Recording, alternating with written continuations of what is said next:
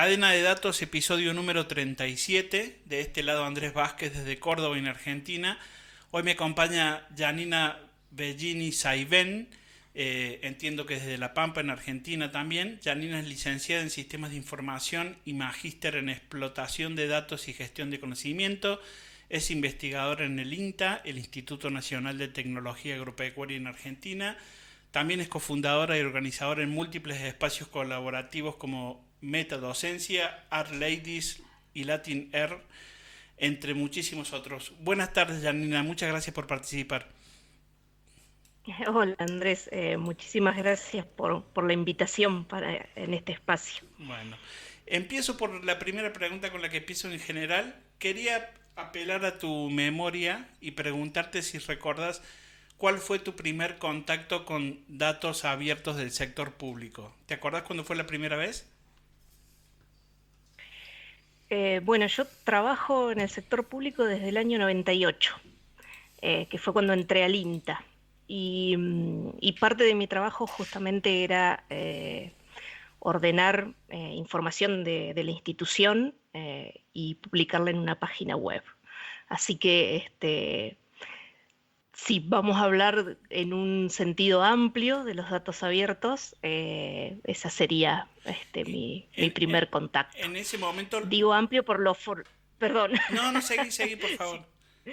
No, no, digo amplio porque, bueno, en 20 y pico de años, ¿no? Si te hablamos del 98 ahora, el concepto de lo que es datos abiertos ha ido como evolucionando.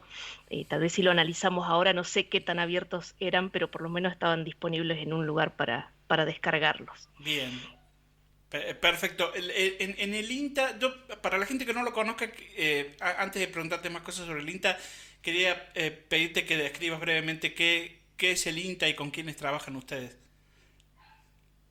Bueno, el INTA significa Instituto Nacional de Tecnología Agropecuaria, es una institución de investigación y desarrollo. También tiene con el mismo peso una parte muy importante de transferencia y extensión, así que lo que nosotros hacemos es desarrollar tecnología orientada al sector agropecuario.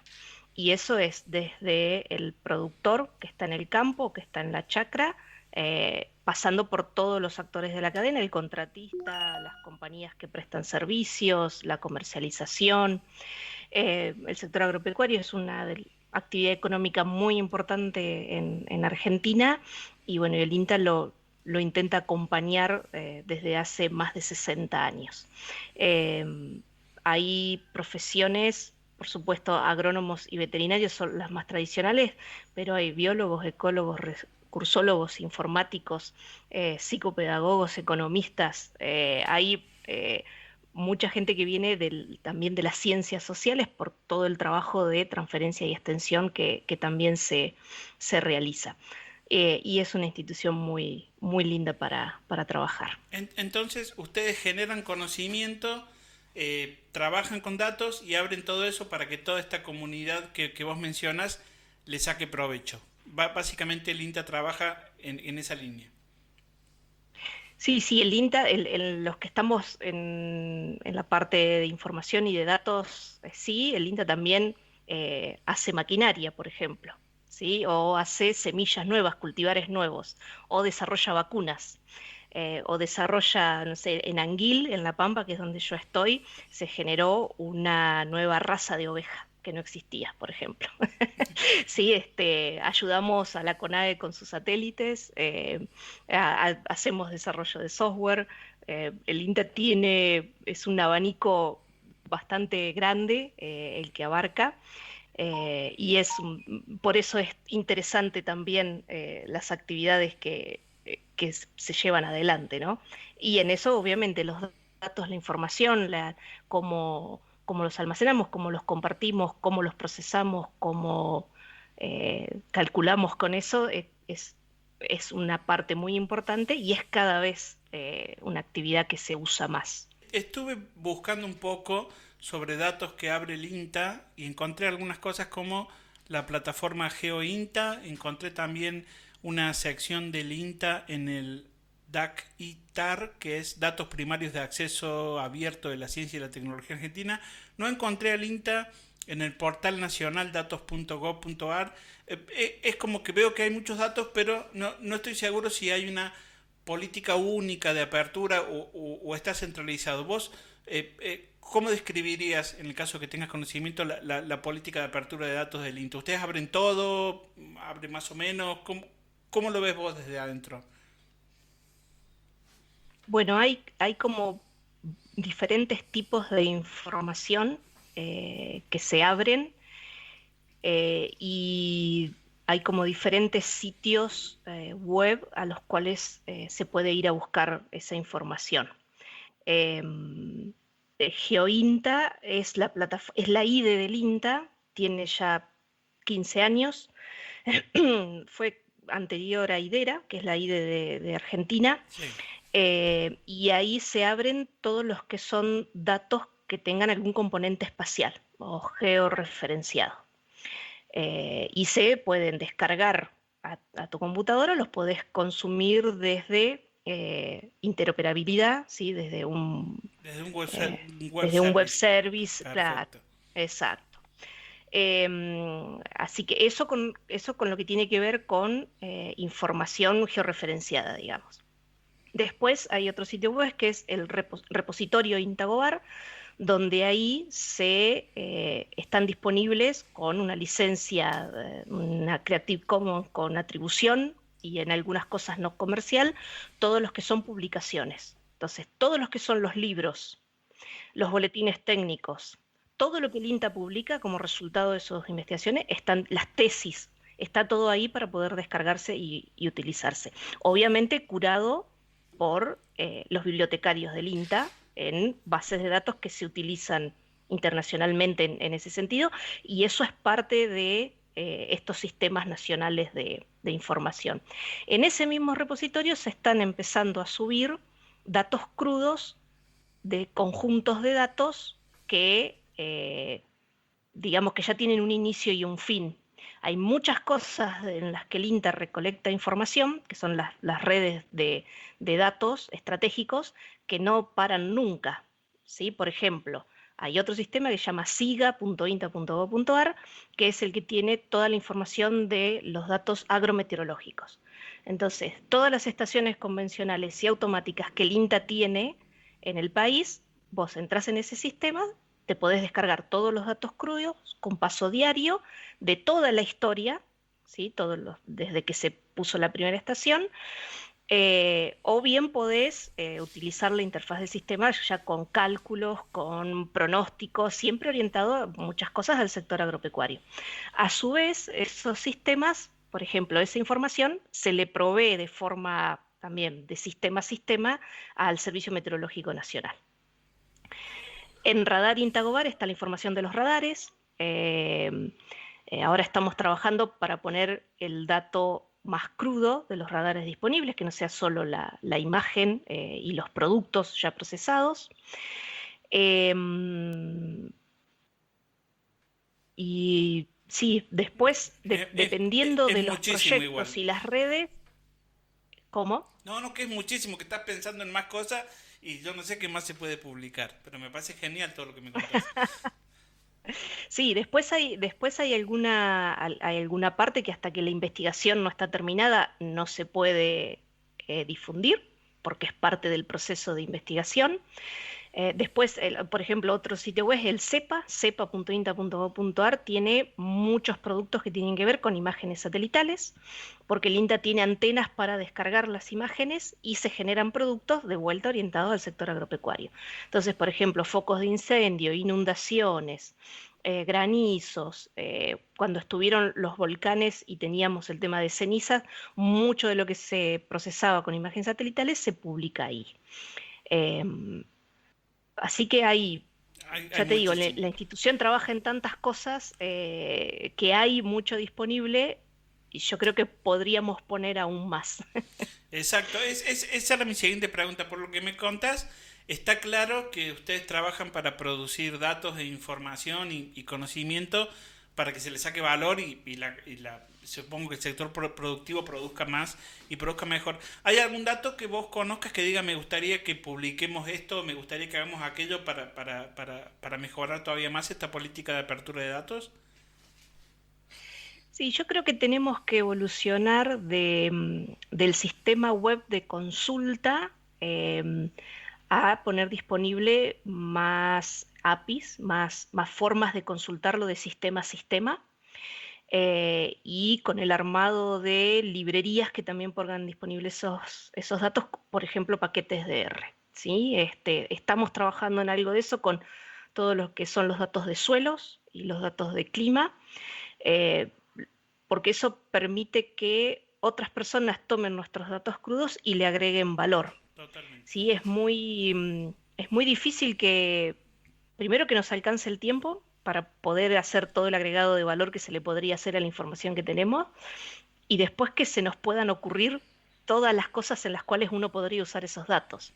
¿Sí? O sea, es como, si, bueno, si yo los libero, va a haber gente que va a hacer cosas que a nosotros nunca se nos hubiesen ocurrido. Exacto. Lo que uno tiene que hacer en ese sentido es que, además del dato, tiene que ser claro con respecto a la metadata de esa información, ¿sí?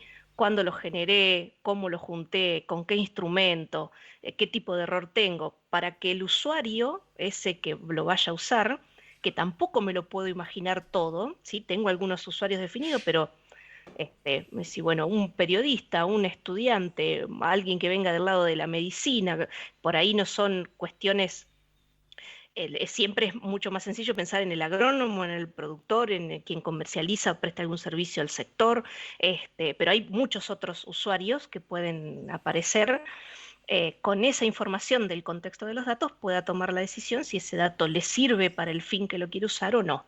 Sí, eso es un concepto que por ahí Bien. a la hora de liberar los datos no es suficiente con publicarlos en una web y con ponerlos en un formato que sea leíble y que sea utilizable, sino que también tengo que dar información sobre ese dato, ¿no? Esa metadata. Exacto. Este, Te iba a preguntar si tenés contacto con esa comunidad, si hay un ida y vuelta entre la gente que lo usa, si les piden cosas, si hay un espacio, porque me da la sensación que contás algo que tiene un nivel técnico alto y me pasó a mí personalmente y conozco casos en donde el gobierno hace un esfuerzo por técnicamente subir mucho la vara y que del lado del ecosistema de usuarios, de los consumidores, no estén preparados para toda esa tecnología. A veces simplemente conversando se resuelve. ¿Tienen ustedes espacio de ida y vuelta o comunicación con esa comunidad? ¿La conocen bien?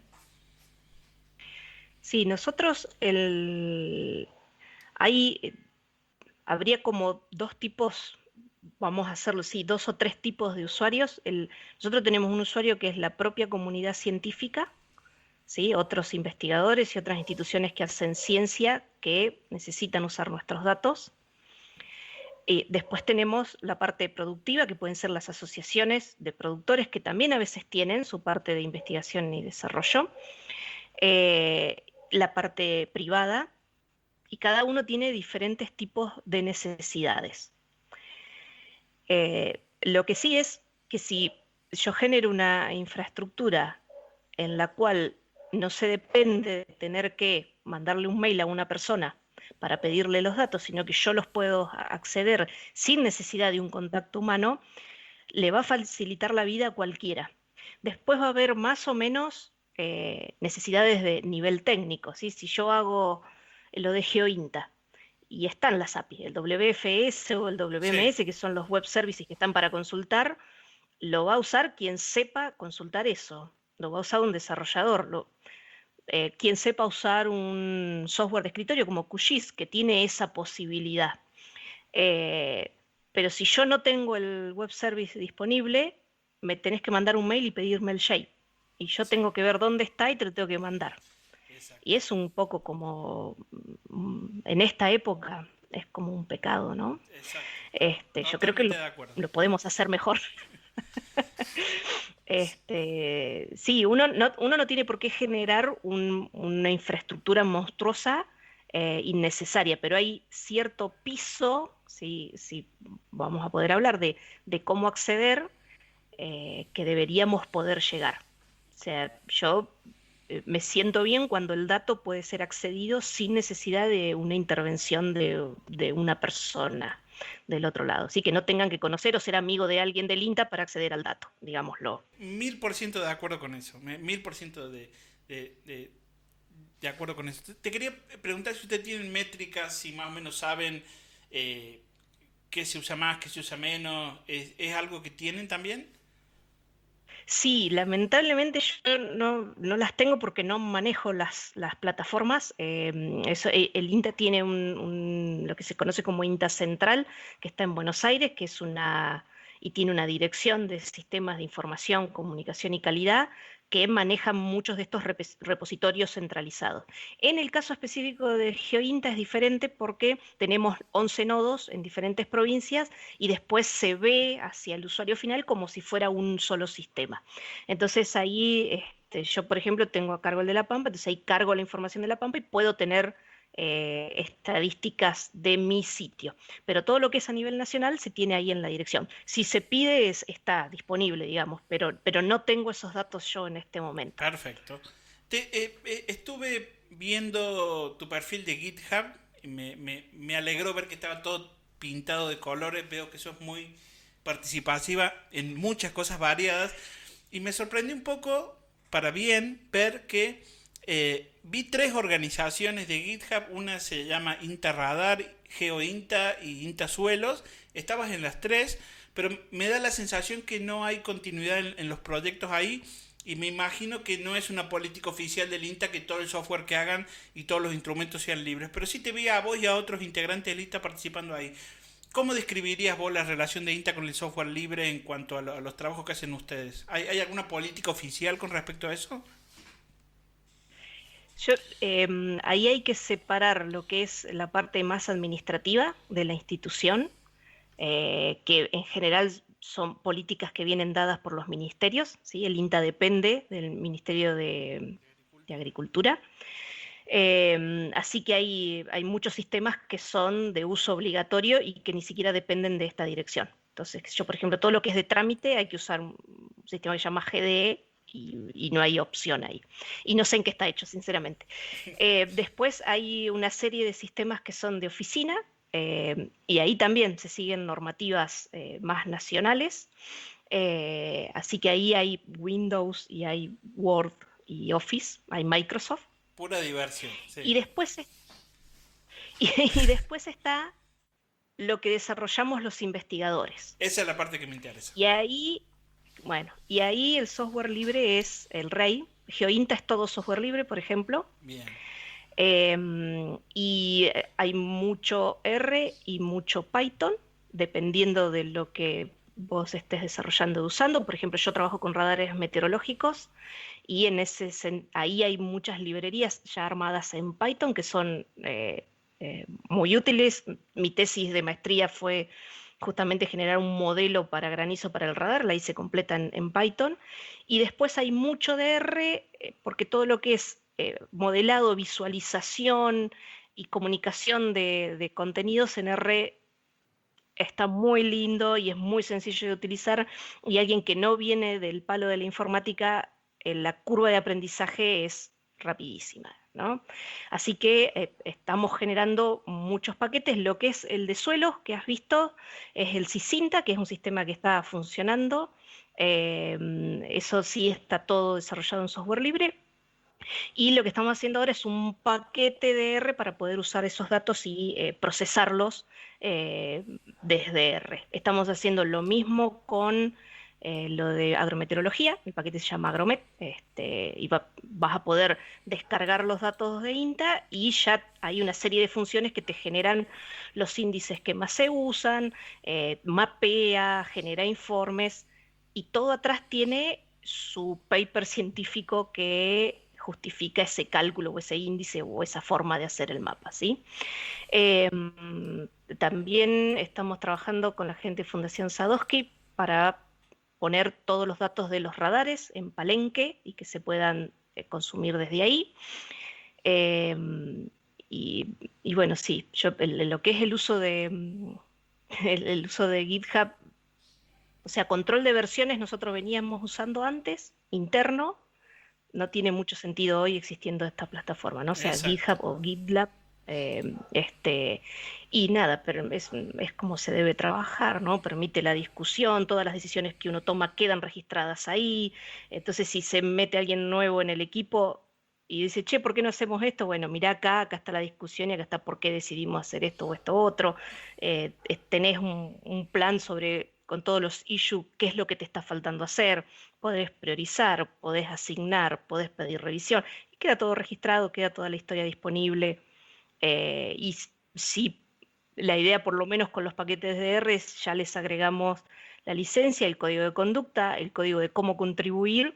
Esperemos que la comunidad se sume y sería genial empezar a tener contribuciones para mejorar nuestros propios paquetes, ¿no? Exacto, exacto. Me gusta mucho todo esto que contaste. Invitamos a todos los funcionarios técnicos del Estado Nacional a que sigan esto mismo, que lo contaste exactamente como lo contaste, que me pareció súper interesante.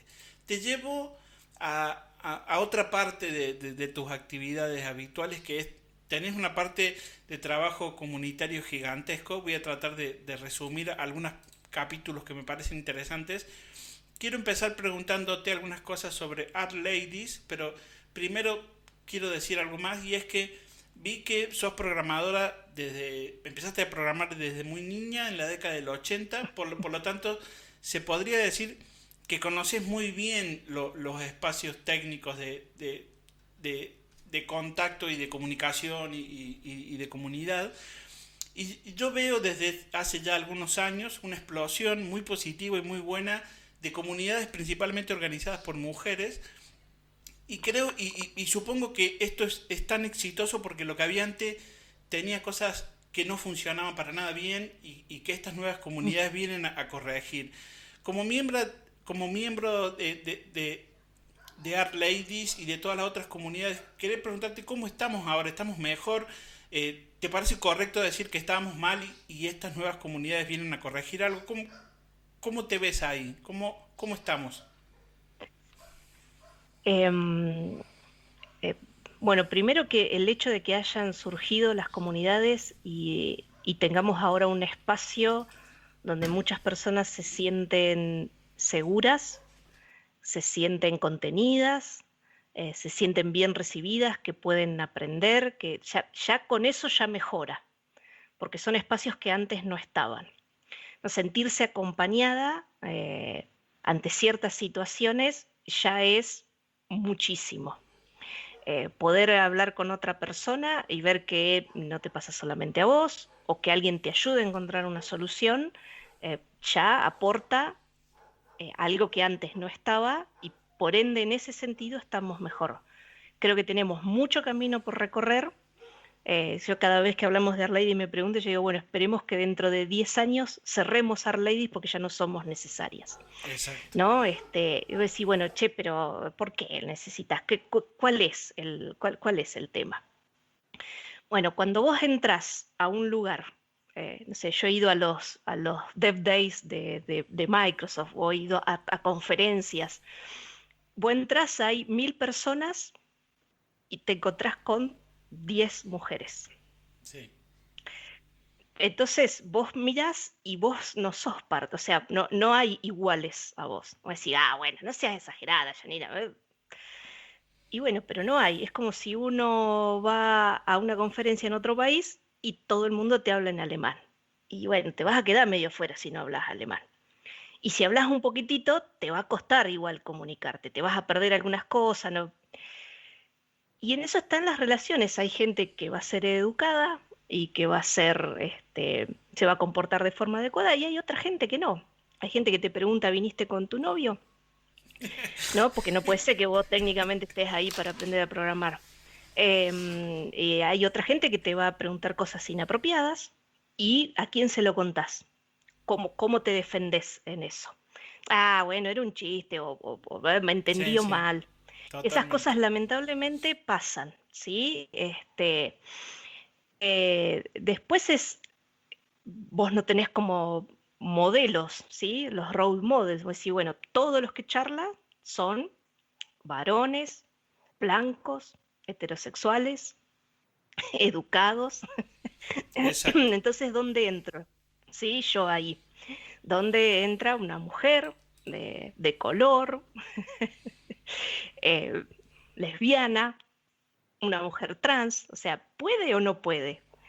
Porque verse que otra persona pudo, otra persona que es igual a mí, me puede dar ánimos a mí Sí, si sí. me gustara la carrera en perseguir ese sueño o esa vocación. Es Si no inspirador, es como exacto. muy difícil, ¿no? Sí, sí, sí, totalmente, totalmente. Claro. Y después es hablar estas otras cosas. Hay cuestiones, nosotros en Our Ladies hay un canal que es, bueno, en inglés es rantídote, rant es como estar enojada y la otra palabra es como un antídoto, ¿no? Donde uno cuenta cuando le pasaron cosas que te molestaron o que te hicieron sentir mal y otras cosas que te hicieron sentir bien.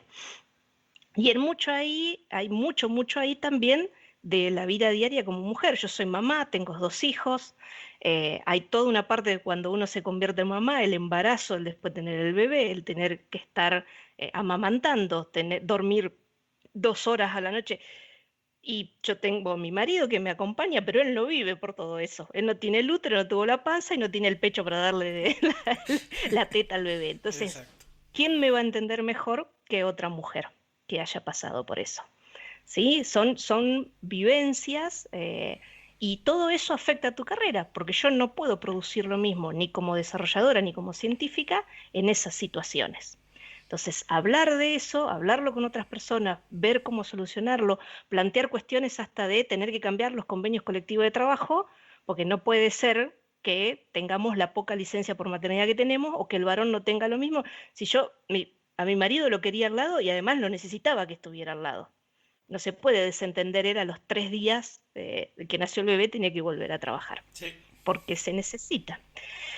Bueno, entonces estos espacios permiten hablar de todas estas cuestiones, permiten darnos cuenta que no nos pasan a nosotras solas y nos permiten buscar soluciones juntas. También la otra cuestión es que cuando vos sos de alguno de los grupos minoritarios, esto es esto que yo te digo, ¿no? 1000 y hay 10 nada más mujeres, o hay 10 latinas, ¿sí? Cuando vos sos de los grupos minoritarios, en general cuando te toca hablar, si vos te equivocás, ¿no ves que todas estas son iguales? No es que Sí, Janina se equivocó, es que ninguna de las mujeres sí, sí, sirve. sí, sí. ¿No? Entonces es como que de repente vos tenés todo el peso de representar a un género o una raza o a un país, ¿sí? Y cuando vos vas a un lugar, cuando vos estás en Our Ladies y vos te sentís en confianza de hacer una pregunta que puede ser tonta, porque nadie te va a decir que mirá lo que está preguntando.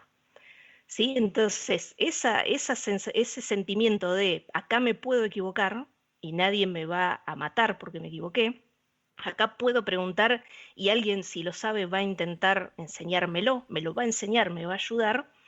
Yo creo que es lo más valioso y por lo que nos gustan tanto estas comunidades y por lo que explotaron tanto. Eh, eh, yo creo que viene por ahí, es decir, bueno, me puedo equivocar y no pasa nada, puedo no saber y me van a ayudar a aprender, y por lo menos a mí, yo entré en el 2017 en estas comunidades y la forma en que me ha ayudado profesional y personalmente es impresionante. Bien.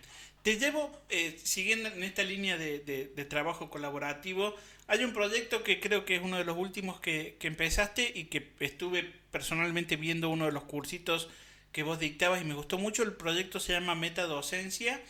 Quería que me cuentes qué es este proyecto y aquí, a quiénes apunta. Sí, metadocencia nace por la pandemia. En un primer momento fue una charla de WhatsApp con amigas. Laura Sion, que creo que la conoces, Sí, sí, sí, sí. ella estaba como preocupada de decir, bueno, ¿cómo hacemos, cómo ayudamos en esta época de pandemia? Y algunas otras personas que estábamos ahí, gente conocida que son docentes, como estamos en este tema de la tecnología, nos empezaron a preguntar, che, voy a tener que virtualizar las clases, ¿cómo hacemos?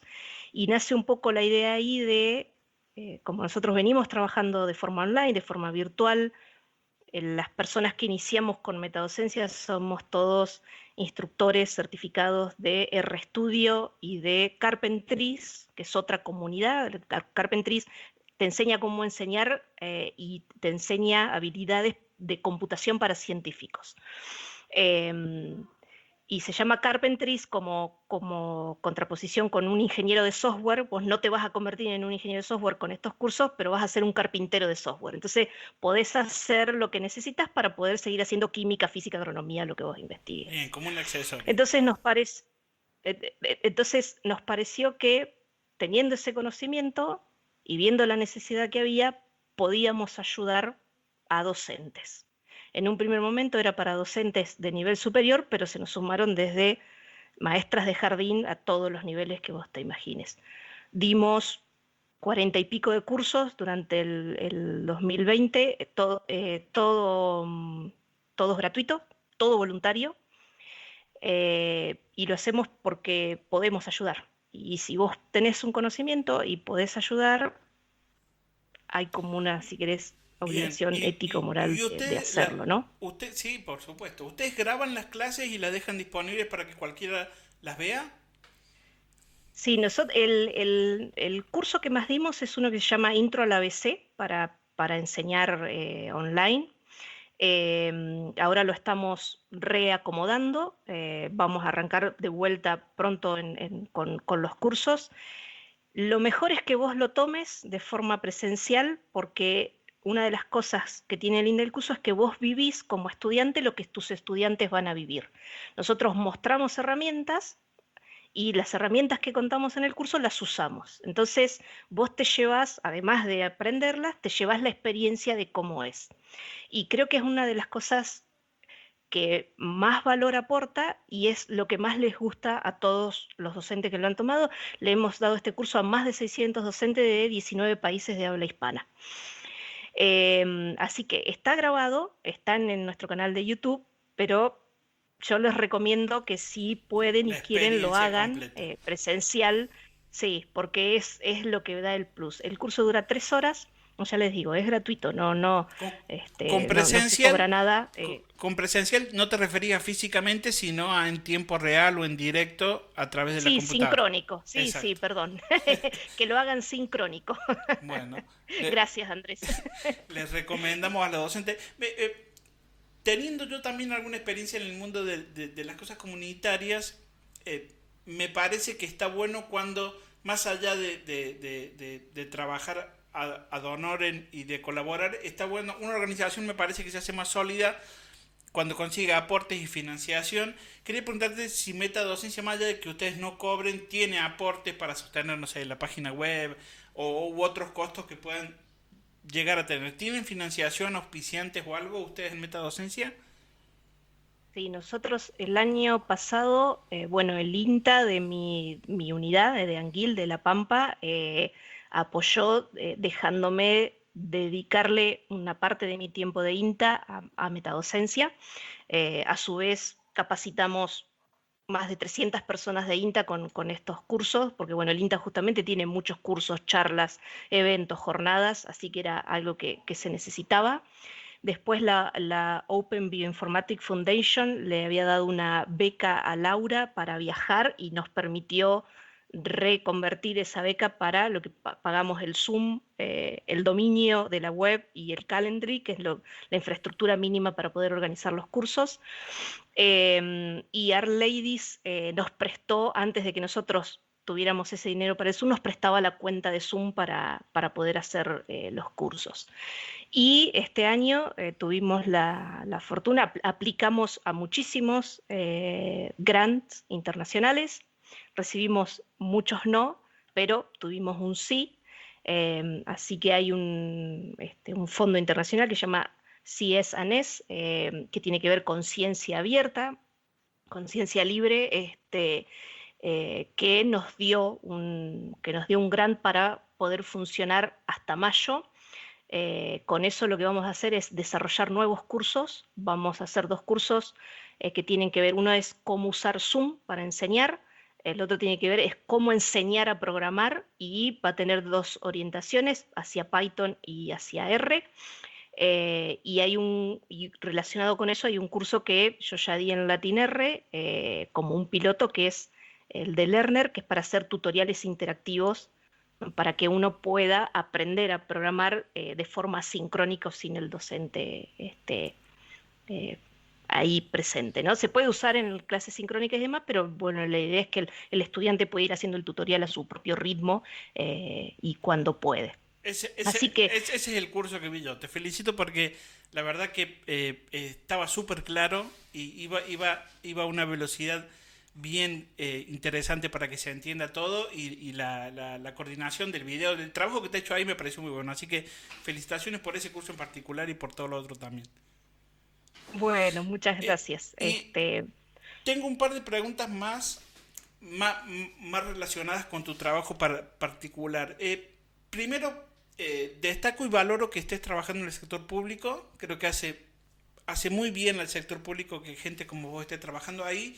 Pero también entiendo que el mercado hoy en día de la ciencia de datos y de todo esto que vos también sabes hacer está explotando en todo el mundo, sobre todo en el hemisferio norte, y me ha tocado ver más de una vez la competencia entre empresas que quieren quedarse con una persona.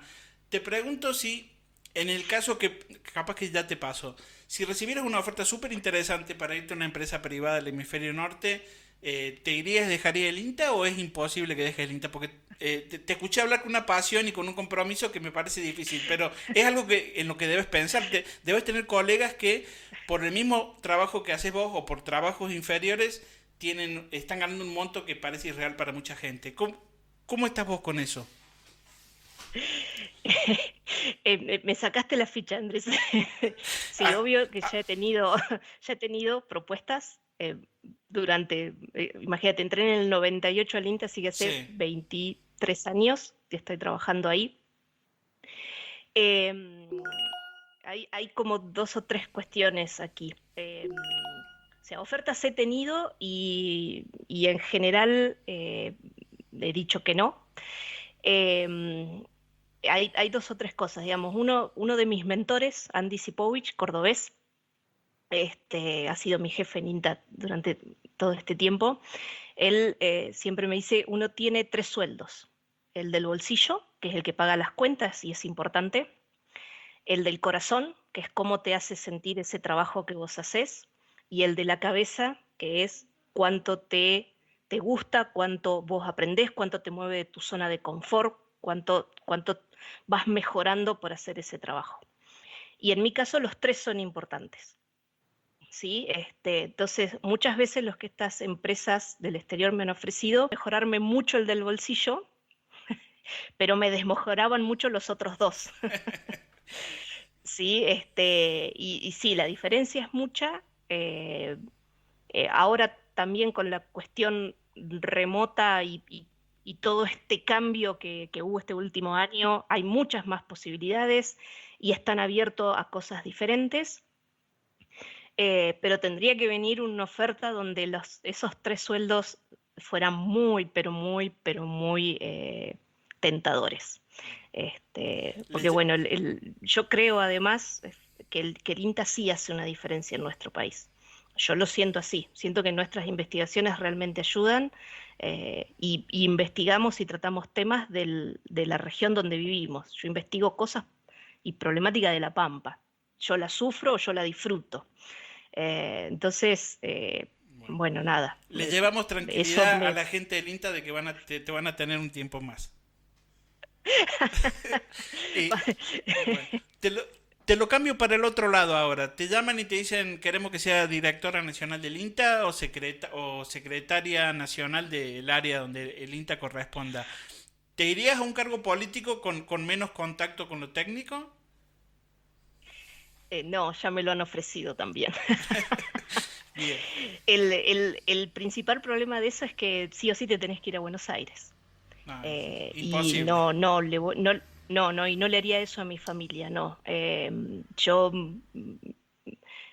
acá en La Pampa vamos a la experimental en 15 minutos y tengo mis padres, así que mis hijos pueden ver a sus abuelos casi todos los días y su mamá está con ellos más allá de que a nivel de trabajo, tal vez lo técnico, bueno, son distintos tipos de trabajo, ¿no? Yo he estado en la gestión, coordino una red nacional de modelado de agroecosistemas en INTA, pero eso lo puedo hacer desde mi lugar. No, las ciudades grandes no son para mí. Totalmente de acuerdo. Y así que sí, no, ya me lo han ofrecido y ya he dicho que no. Bueno, bueno. Última pregunta, Janina. Este podcast se llama Cadena de Datos porque trato de encadenar invitados a partir de la opinión de los entrevistados. Que quería preguntarte, ¿a quién te parecería bien convocar a una entrevista? ¿Se te ocurre alguien? Y mucha de la gente que trabaja conmigo en metadocencia, Laura Sion, Nicolás Palopoli, Elio Campitelli, Paola Corrales, son gente que creo que aportarían muchísimo desde sus disciplinas y desde su experiencia de trabajo en comunidades. Además, bueno, nada, son entrañables amigos y amigas y gente que respeto muchísimo. Así que ahí ya te tiré 4 Sí, nombres. sí, ya tengo para entretenerme. Sí, cualquiera de ellos sería muy, muy interesante para charlar y para que te cuenten qué hacen y cómo lo hacen. Bueno, Janina, muchísimas gracias por esta entrevista. Nos vemos. Muchas gracias a vos, Andrés, por la posibilidad, por el espacio y te felicito por generar algo así nuestro, de acá. Bueno.